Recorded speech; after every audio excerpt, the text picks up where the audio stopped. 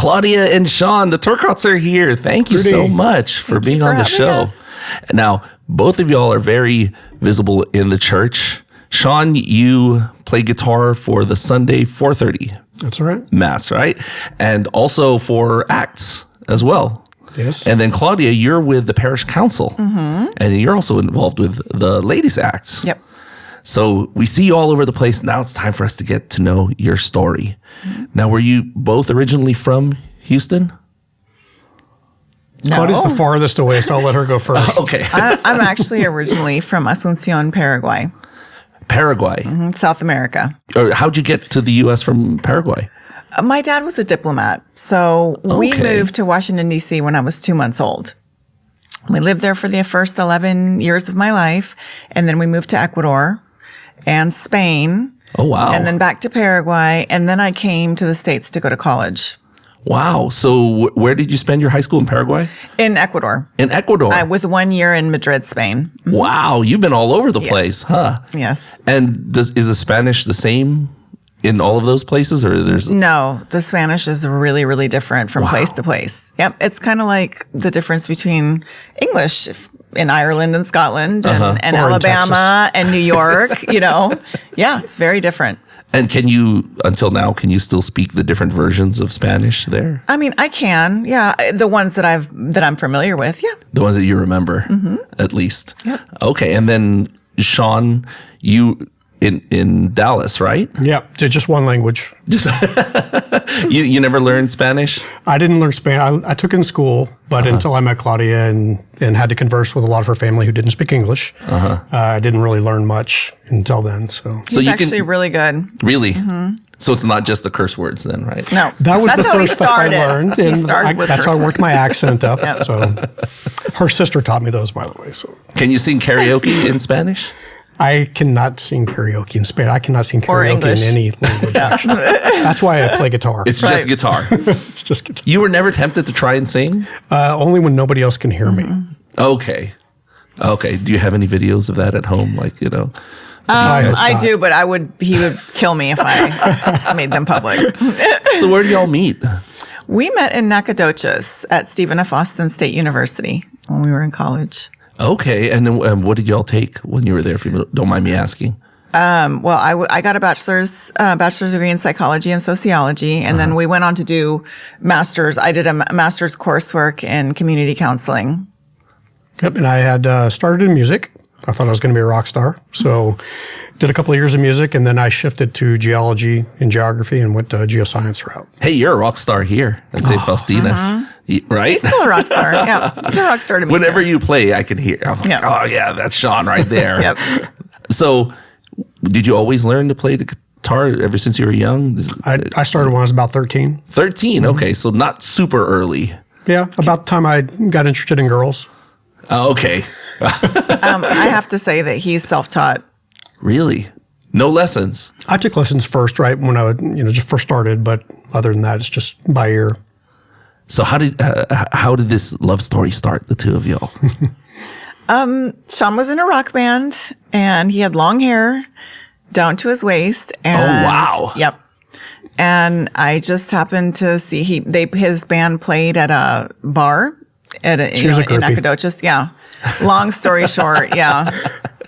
That's the truth. Awesome. Like really long hair. Really long, it was unmanageably hair. long, yes. It was beautiful. Very beautiful. So when you have long hair, is it straight or is it curly? I don't know. Mine was kind of wavy. It's curly and wavy. Yeah. Curly and wavy. Oh. Yep.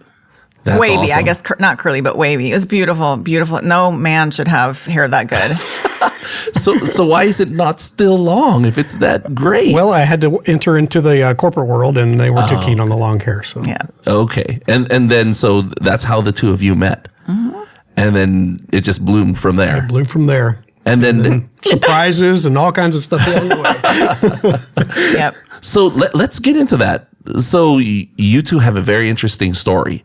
You two met each other. You were in the band, and then please tell us how that progressed and what went on. Well, it was an exciting time for us in school. We were young, crazy.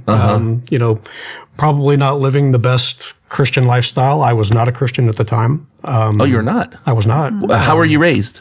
I was raised with nothing really reinforced. So I had nothing was told to me, nothing was taught to me, but nothing was discouraged. Okay. I just I never got into anything and never pursued anything when I was younger. So, how about you, Claudia? I was raised by devout Catholic people, conservative, good Catholics that raised me in the church, raised me to love God. But I was not making the best choices when I was in college. I had kind of, where my will and God's will separated. I pretty much went with my will.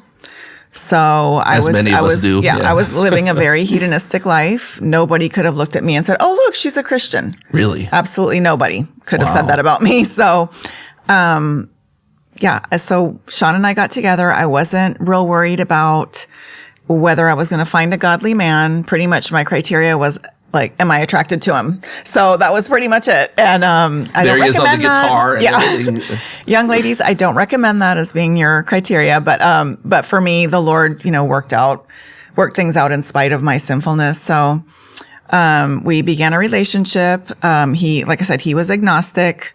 And occasionally we would have conversations about religion. Uh-huh. And I unfortunately was unable to really defend or explain anything about my beliefs. I really couldn't do it. And I think a part of Sean, I should let him tell this, but a part of him wanted to believe and wanted to have a spiritual life. And he was frustrated because so sometimes some of his questioning was really kind of aggressive. Really? Yeah. And I really couldn't back up my beliefs. Yeah. It was really aggressive in trying to challenge. Okay. Challenging my beliefs. And it was terrible because I couldn't back up anything that I believed. Uh-huh. And I also wasn't really living what I believed either. So. Yeah, unfortunately, my experiences with Christians from when I was younger all the way through college, they were very, not very lovingly trying to tell me about Jesus. It was more of telling me I was going to hell because of the way I was conducting my life. Okay. And, I responded to that in basically the same way. So it wasn't a very loving, when I was trying to find out about Christianity or what Christians believed, uh-huh. I didn't approach it in a very loving manner. It was more like Saul of Tarsus, actually. So I wasn't the friendliest to get towards Christians. I used to challenge them on all kinds of things because I knew a lot of them didn't really know the answers to the questions that I would ask them. So, and a lot of it was, I'm pretty steeped in science background, so those things were stumbling blocks for me as I was becoming a Christian and learning about Christianity.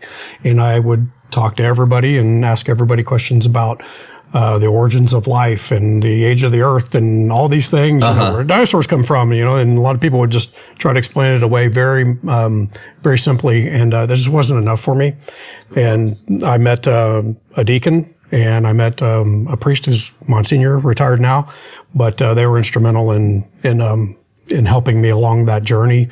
And the poor guys, I dragged them over the coals on many one-on-ones. And I met with the Monsignor regularly, weekly, and uh-huh. we would have discussions about life on other planets to everything. And he was just so awesome and such a loving person that he drew me in. And he was exactly what Sean needed to be able to become a Christian. Were you already together at this point? We were. Yeah, yep. That was how we ended up with him because we had been together for about 6 months when I got pregnant.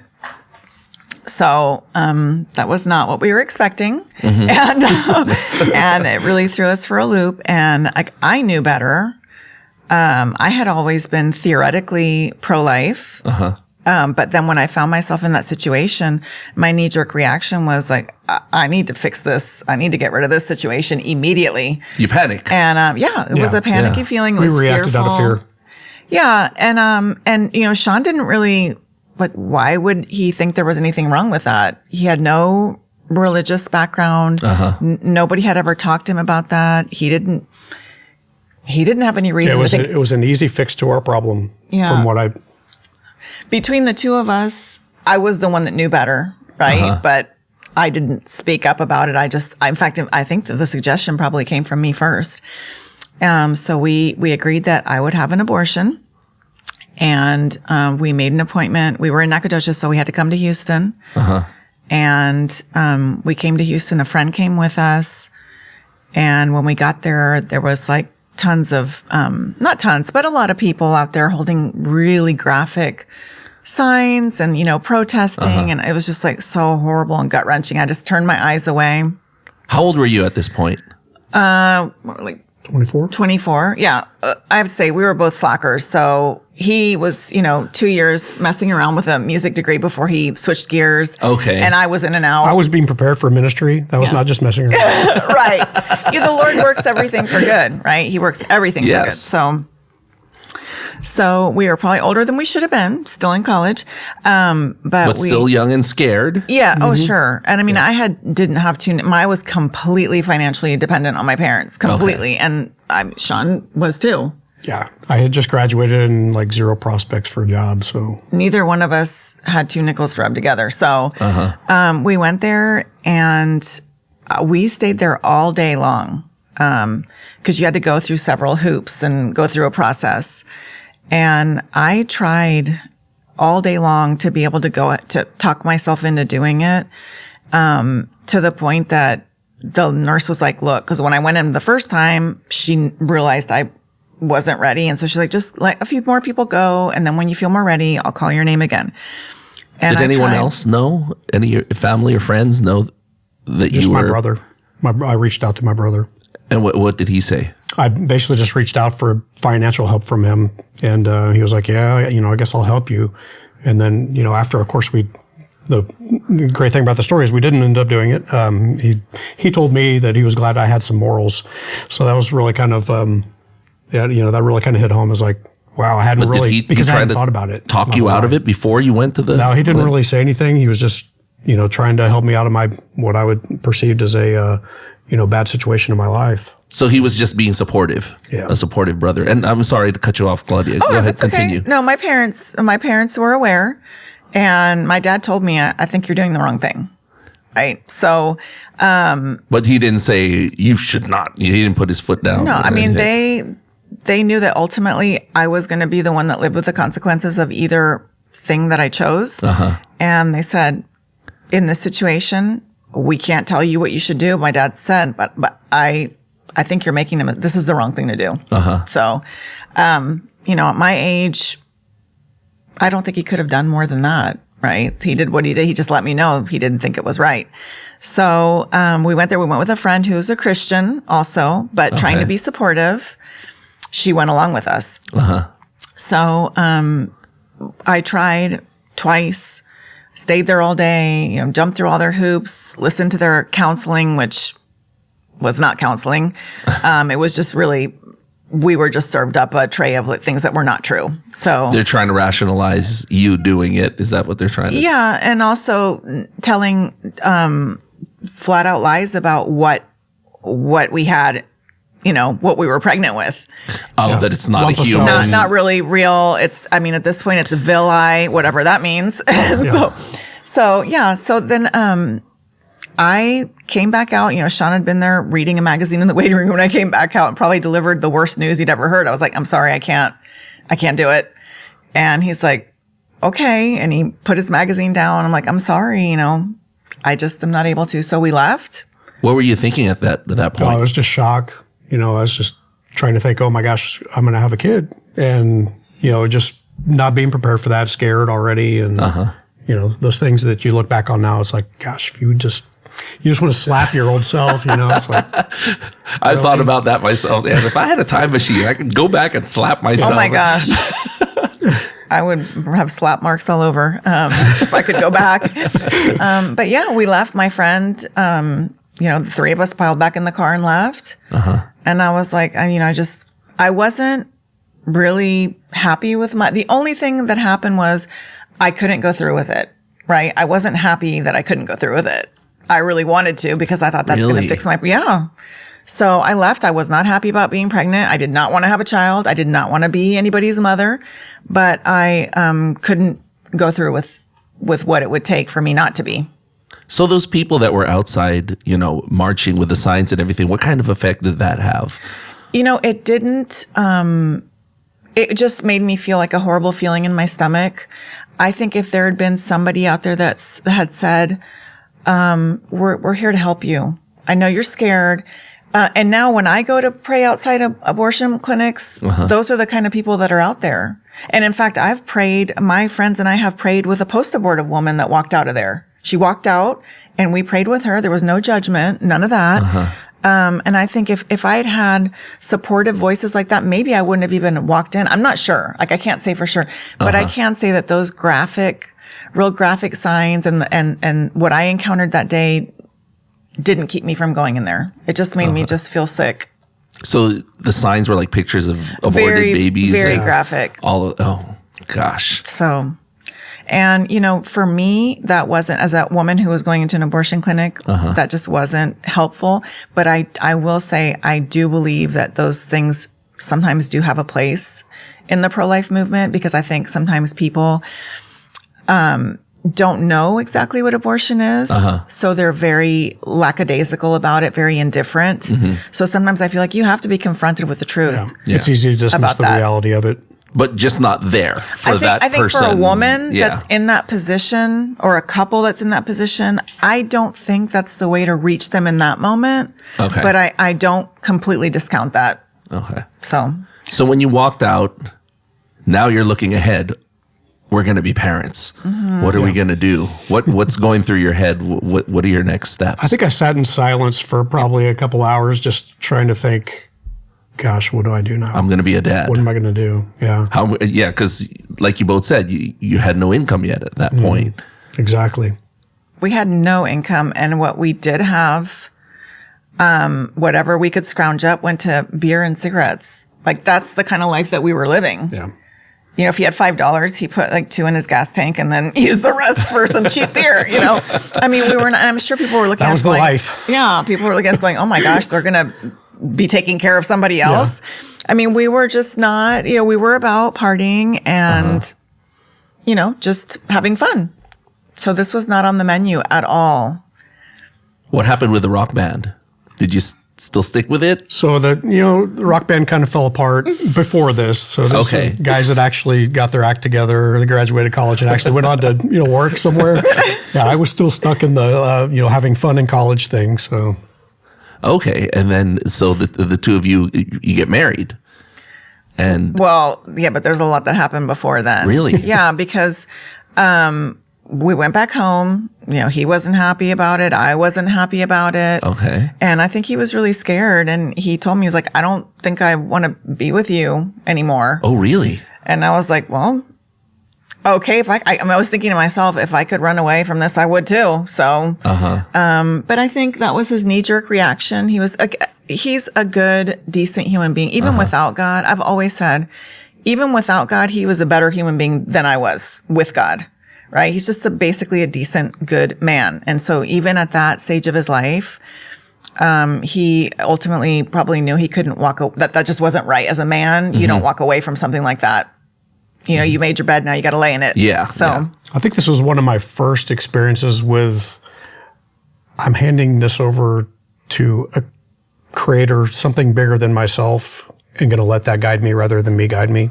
Okay. And that was one of my first experiences, I think, where I had, because I did know God. I didn't know God as Jesus. I believed in God. I believed that there was a creator.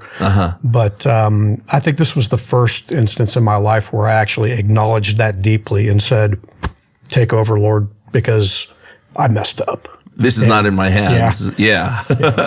I need more than what I can do. So after that initial reaction, what happens? Well, then we, I guess, decide that we are going to get married. And once again, I don't think he was real thrilled about it. And I felt horrible that he wasn't more excited. A girl's dream is to feel cherished and valued and loved. And this poor guy was stuck in the situation looking at me going, great, now what? And so that was hard.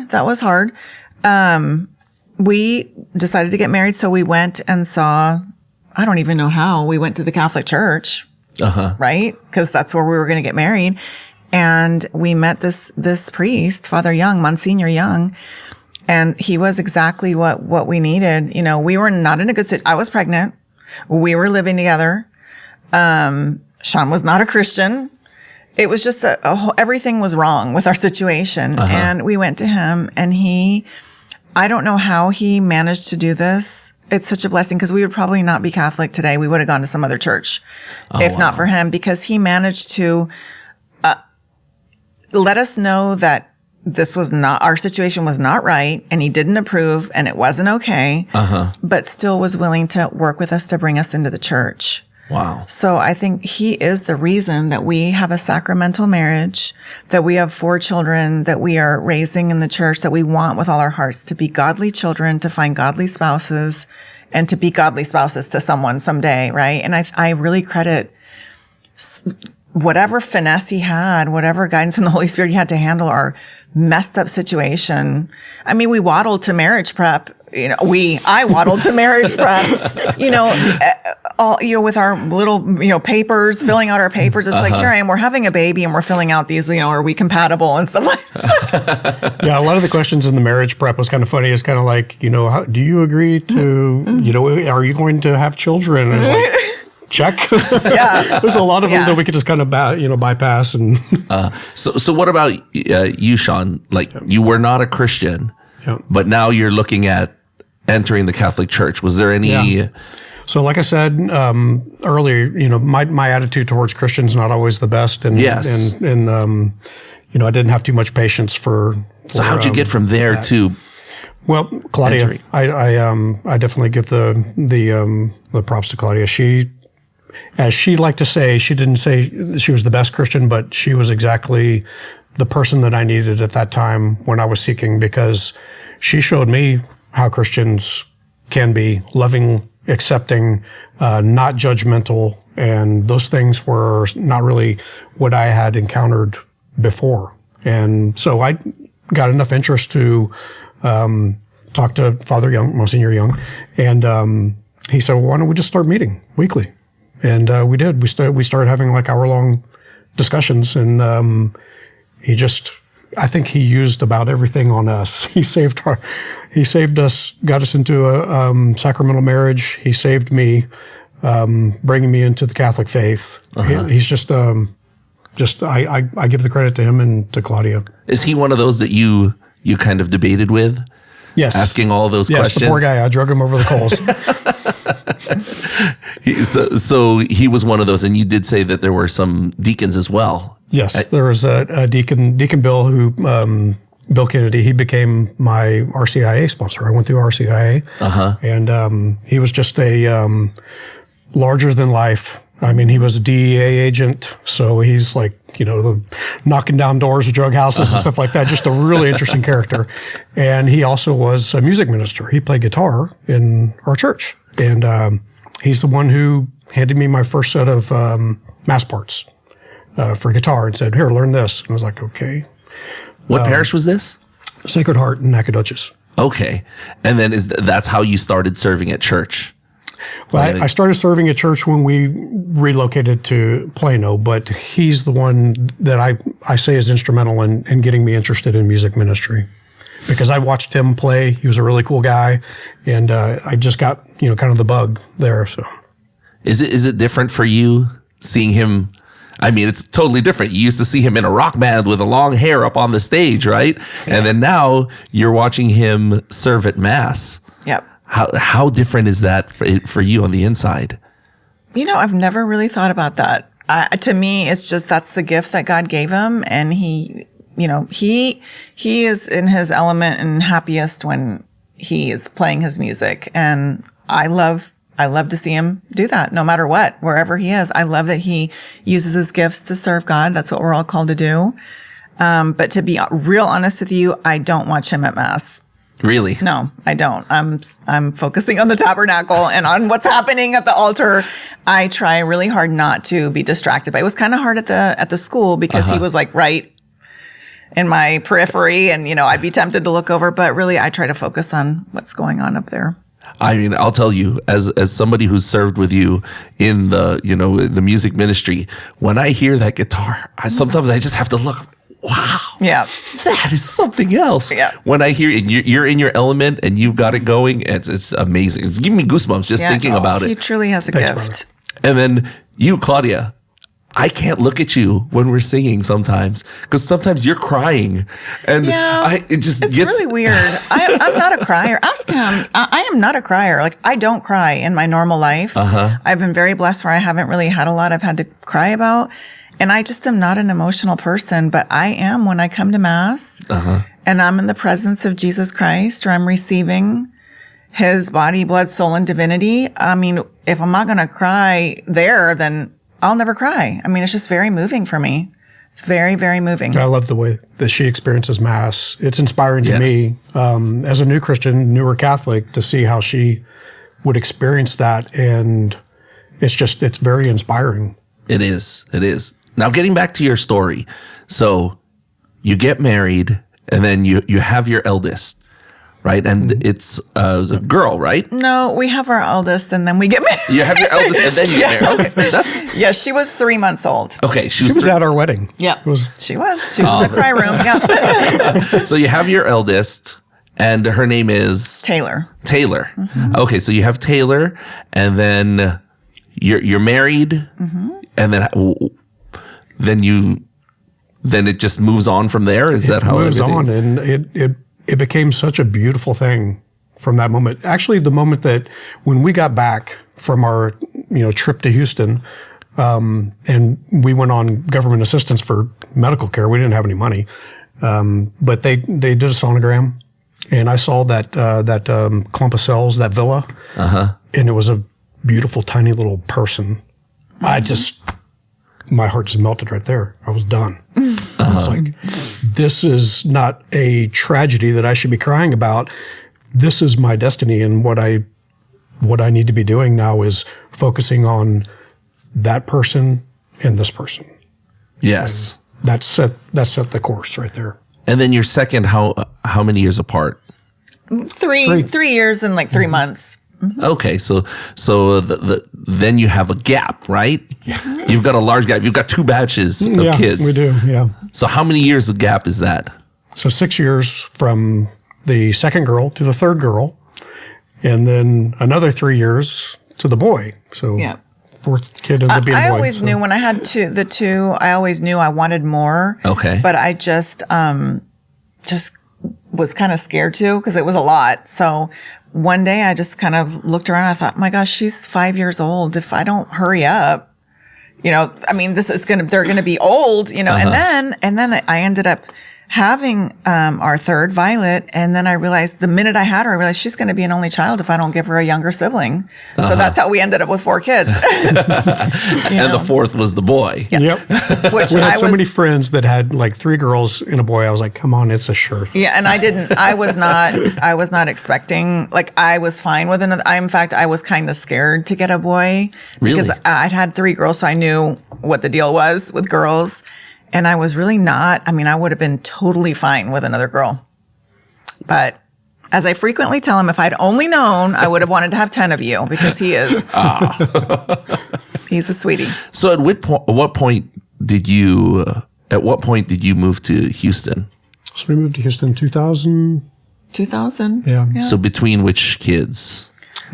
We only had 2 when we moved here. We had Tay was 5 and Alex was 2. And then what parish did you guys attend at that point? At St. Jerome. We started at St. Jerome. Mm-hmm. We were there for about a year. Okay. And then we moved over to St. Cecilia, and we were there for 8 years. Okay. And did you play guitar at both? I did, yeah. Every time I tried to take a break, so I played in Houston, in Dallas as well, in Plano. We were at St. Elizabeth and Seton.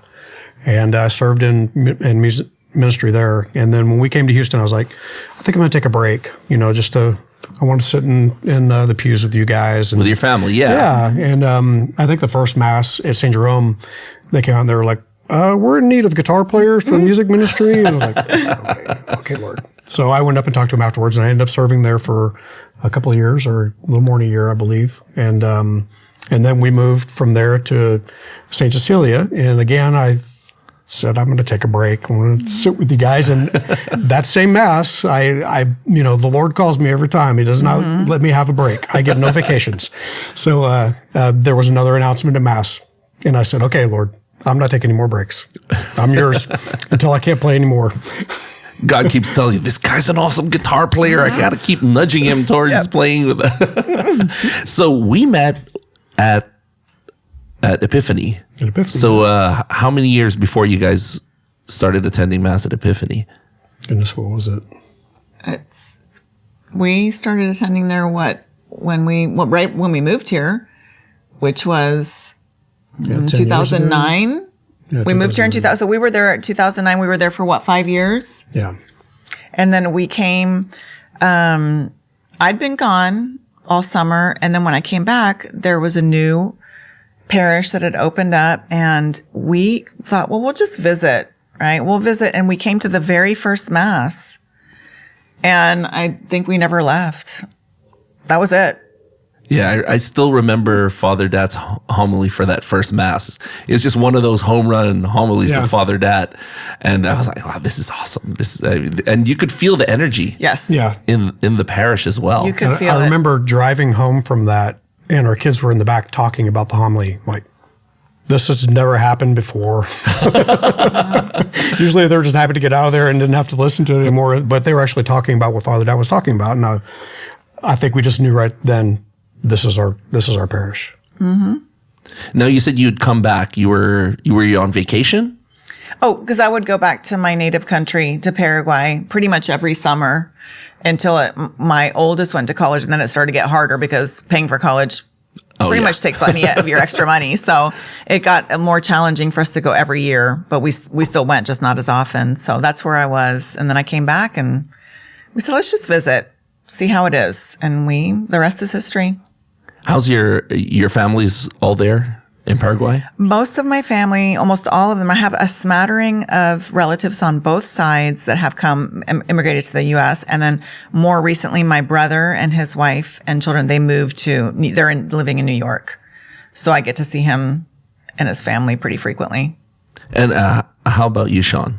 Brothers and sisters? Yeah, so my brother is in Missouri City, and my mom is in League City. League City. Okay, and that brother of yours, did your conversion to Catholicism influence him in any way? Maybe he went, totally divergent because of that. He became a Jew. Okay. He converted to Judaism. I converted to Catholicism. So we have some really great Thanksgiving conversations.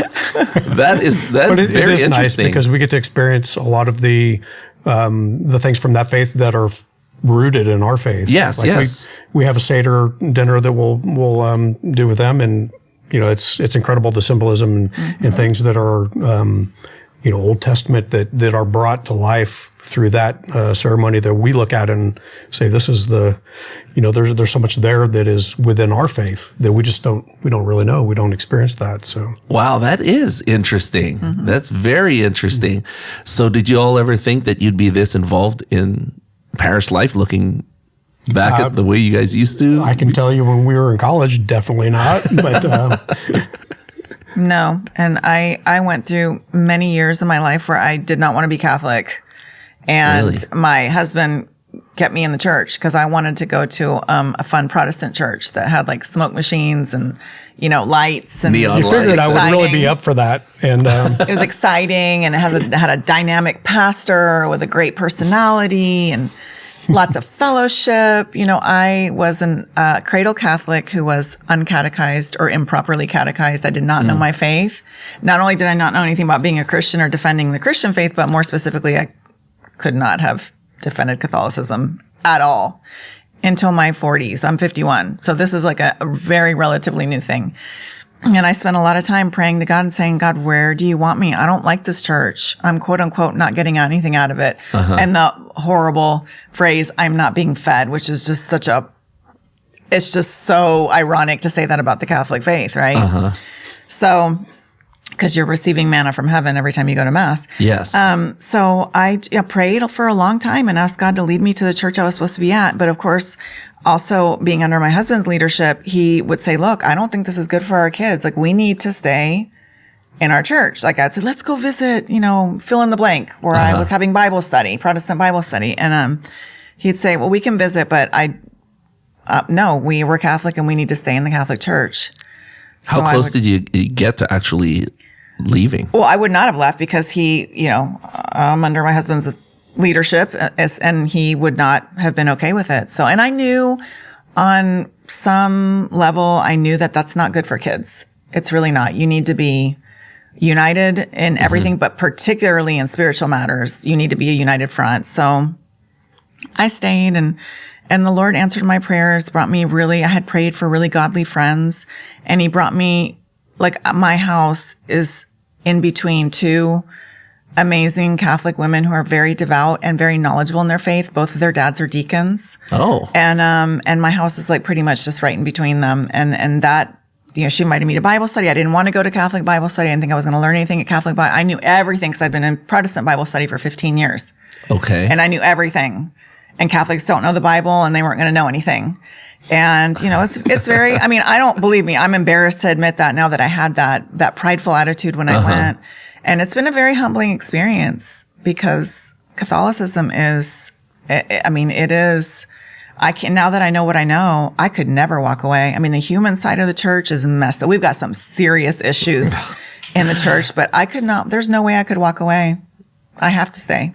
What about you, Sean? Was there any point where she came close to convincing you when she was at that point? Well, a lot of the rock and roll churches are fun, and of course that's kind of appealing. But as I started to get into apologetics and understand kind of deeper meaning of our faith, I suddenly saw this immense well that there's no way you're going to get to the bottom of it. There's just going to be so much that you can always learn and always expand and feed and grow. And I just realized that there's no other faith that has what we have in the body of Christ and the blood of Christ. You can't get that anywhere else. And how can you walk away from that when you've had it, when you have it? So your story of almost aborting your oldest, how do you talk to her about that? That's a really interesting question. It was really hard because it's not something you really want to tell your child, but at the same time, other people knew about it. So there was always the possibility that she was going to find out. Yes. And I thought, oh my gosh, how horrible that she would find out from someone else. That would be awful. Yeah. So we the first semester that she came home from college, we sat her down and talked to her about it. I remember we went to an event where Father Frank Pavone from Priest for Life was speaking, and I went up and talked to him afterwards, and I told him our story and just in a nutshell, and told him that we were conflicted about telling her, and he said a lot of the time the kids already know. There's a chance that she may already have a feeling because I think she witnessed us all of a sudden getting really interested in pro-life issues and talking about it a lot, and she was kind of, I think, maybe had a little clue or something that something was there that it kind of, I guess that kind of puts over the edge that, okay, we need to tell her, we need to let her know. So.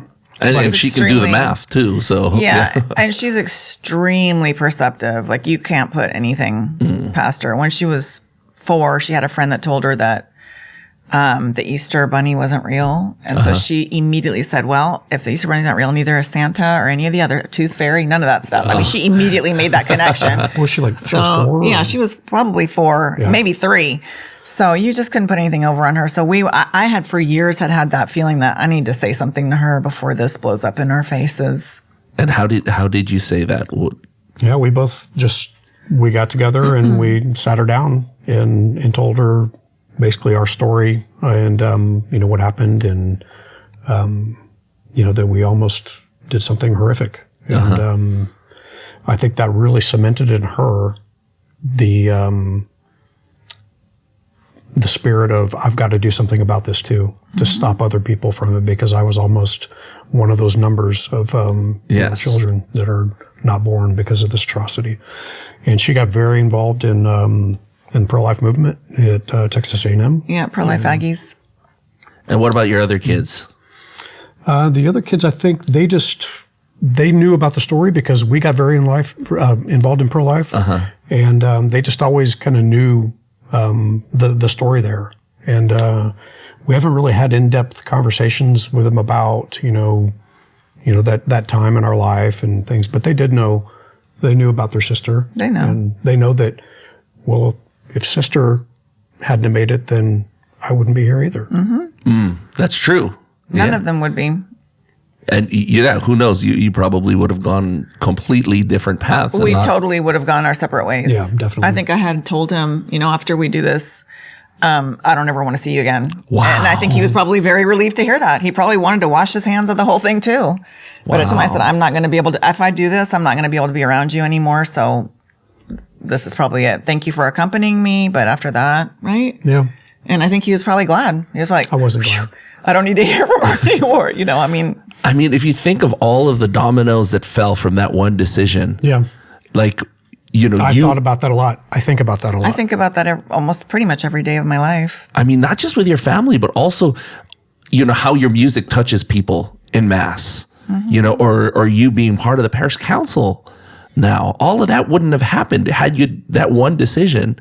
Wow. Yeah. That one decision changed. I mean, I think it's possible that, when I go on to my final home, that I will see the alternative, the path that I really feel like my life would have been a disaster. It would have been a disaster because it would have been very hard for me to live with myself. It would have been really hard knowing what I knew. I mean, I had full knowledge of what I was doing. So I'm very grateful every day for the way that our lives have turned out. It's really that one decision, the Holy Spirit would not allow me to do that. Very gently, it was a very gentle voice, but it was persistent.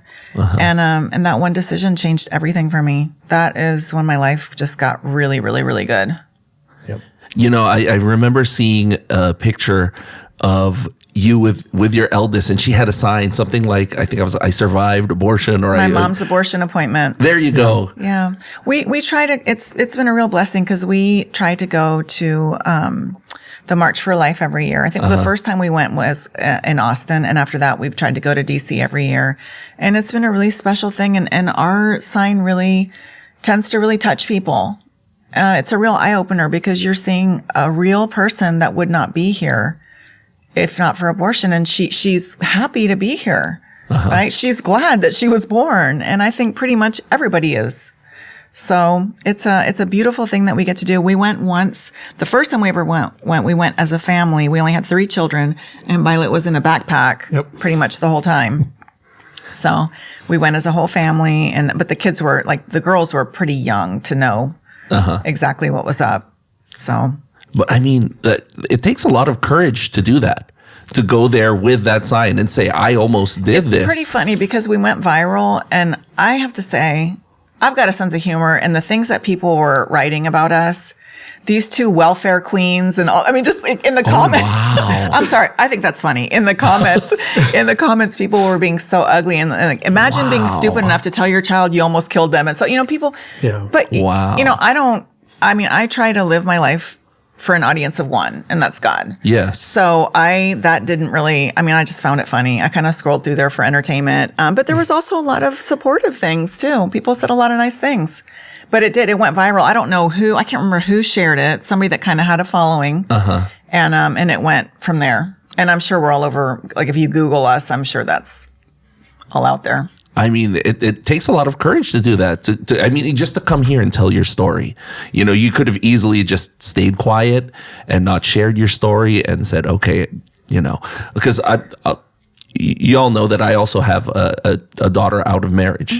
And when I tell people about it, there's a sense of embarrassment on my part, and for you two to come out and say, we almost did this horrible thing. It takes a lot of courage. Yeah. I've seen so many instances of my Catholic and Christian brothers opening themselves up and being vulnerable and letting people know that they're not perfect and that through God there is perfection, and that's what you're to emulate and try for. But we trip and fall, and hey, that's humans. And there's a road back. There's a road back. And you can change and you can turn your life around. I honestly have to shout it from the rooftops. I have to say what the Lord's done for me. I have to. And I want people to be encouraged. I want people to believe. I want people to know about the Lord and what he can do. And that he has taken all the stuff that I messed up so bad. and has worked it for good in my life. So I have to share my testimony. I can't be quiet about it. So y'all have an interesting story about your second daughter. Could you tell us about that? Yeah, we moved to Plano, and shortly thereafter, decided we wanted to have another baby. So I got pregnant really quick. And a few weeks into my pregnancy, I want to say it was like maybe a 13-week checkup. The nurse called me and said, your daughter has tested positive for markers for Down syndrome. Oh, and they called us on a Friday, like 4, so it was impossible for us to get back with them to find out, hey, wait, what are you guys talking about? So we were left the whole weekend worried as can be, not able to talk to anybody. It was awful. Yeah. She said, we need to talk. So we need to talk about what that means. Okay. So of course I was completely distraught. I was so upset. And we went in and they're like, well, we need to do this type of test and that type. I think we did do like a higher resolution ultrasound, which back then they didn't have all the great ones that they do now. Yes. So we did one of those, and the doctor said, I can't rule it out. It doesn't look like it. She looks good, but I can't really rule it out. What you really need to do is have an amniocentesis. And I said, well, what would that involve? And he said, well, it involves putting a long needle into your abdomen and taking out some amniotic fluid. And I was like, well, what about the baby? And he's like, well, there is some risk to the baby. And I was like, well, then I don't need to know. I mean, it won't change anything. We want her. We know that the Lord doesn't make mistakes. Mm-hmm. He will send us exactly the child that we're supposed to have in exactly the condition that we're supposed to have him or her. So we're going to trust the Lord for this journey. And, I think they kind of thought we were weird, which is really sad. But, wow. We trusted the Lord. I did a lot of praying. I tried to prepare. I read some books on Down syndrome. Mm-hmm. And I just said, Lord, I'm going to trust you. If I have a baby with Down syndrome, that's the baby that you were wanting to send me. And I'm going to trust you. And thank God, Sean is a new Christian, a new believer. He just didn't waver. He was like, yeah, 100%. I'm with you. Did not waver. And, it just really, of course, she was born, she did not have Down syndrome. But had she, it wouldn't have changed a thing. And it grieves my heart because some countries have, quote unquote, eliminated Down syndrome. Yes. And the way they eliminate it is by aborting babies with Down syndrome, or who they just suspect. They suspect many times that it ends up being wrong. And I just think, oh, how horrible. This is such a gift from the Lord. It is just really, really tragic. And we are so grateful. All 4 of our children are quote unquote healthy, but we trust the Lord for everything. And I was so grateful that my husband, being a new believer, a new Christian, having a very young faith life, was just like rock solid. It's amazing that you go from just a few years earlier to almost aborting your eldest to a few years after that. Just, no, we're not going to, even if there's a chance that this child has Down syndrome. I think at that point in my life, I had, in that short stretch, I had already been cemented in me that, Lord, whatever you hand me, it's going to be okay. It's going to be all right. I'm going to take it, and I'm going to make the best of whatever you hand me. And I'm going to give the glory to you for it. That's amazing. That is amazing. What would you say to a young girl who is contemplating abortion? Oh my gosh, don't do it. Don't do it. You will never regret choosing life. But most people regret, no matter what they say, most people live with a terrible sense of regret. And there are so many people out there willing to help, so many resources, people that want to help a young, woman who's in that position. But you will never regret choosing life for your child. And, not everybody is ready to parent. That's why there's adoption. So I would just emphatically encourage anybody in that situation, look up and look around. There's so many people willing to help. You will not be alone, and you can do it. And it's amazing how the Lord just provides. I mean, literally, he did not have a job. Mm-hmm. He had just graduated. Meanwhile, there's our oldest daughter, like in September before she graduated, she was panicking because she didn't have a job. And I was like, what? It's September. And he graduated. He graduated and he's like, well, I guess I've graduated now. I should start looking for a job. That's how different we were. For the longest time, I was like, we came home with this is not our child. Like somebody got our slacker baby. I mean, and we took somebody's genius because this is not our, she's very different. And I don't know where I was going with that, but no, I do know. The Lord provided, he didn't have a job. We were in Nacogdoches. Prospects were not good, but the Lord just provided every step of the way. We were only on public assistance for probably a year. And we were able to get off of it, get private health insurance, and just little by little, the Lord worked it out. What about you, Sean? What would you say to a father who's scared and wants to abort? Yeah. Well, that fear is real. And, I lived it. I know it. And the important thing is to focus on what your role in this world is. And, bad things may happen to you or unforeseen things may happen to you. You can't fix things by making a worse decision. If you make a decision that you think you were just trying to get out of something, or in this case where I just wanted it to go away, I could have put myself on a course that was so much more destructive, and there's no telling where I would have ended up. And that, like I said, that was really one of the first instances where I kind of gave it over to God and said, please take over my life because I am way out of control. And when I did that, the path just opened up and things just started to fall in place and beautiful things started to happen. And I don't think that if I had chosen the other one, it would have been anywhere near the same course for me. I need to add something for anybody that might be faced with an unexpected pregnancy, or if you know someone who is. I was not, pretty much the entire time I was pregnant, I was not happy about it. I did not want to be anybody's mom. It's not like somebody flipped a switch and I was like, yay, I'm pregnant, I'm going to have a baby. I know I had to fake it till I made it.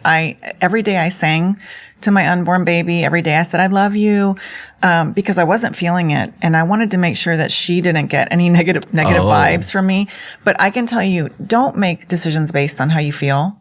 Feelings come and go. I was not feeling it. I didn't want to be pregnant. I didn't want to be a mom, but I was. So I dealt with my reality. And, I'm so grateful that I did not make any decisions based on how I was feeling, because I would not have had my child. So I think it's important. Just because you don't feel a certain way, it's okay. You'll get there. We thank you guys so much for sharing this powerful story, very inspiring story. And we hope that your story will help encourage other people to take a braver step. That's my prayer. So thank you so much for having us. Oh, it's a pleasure.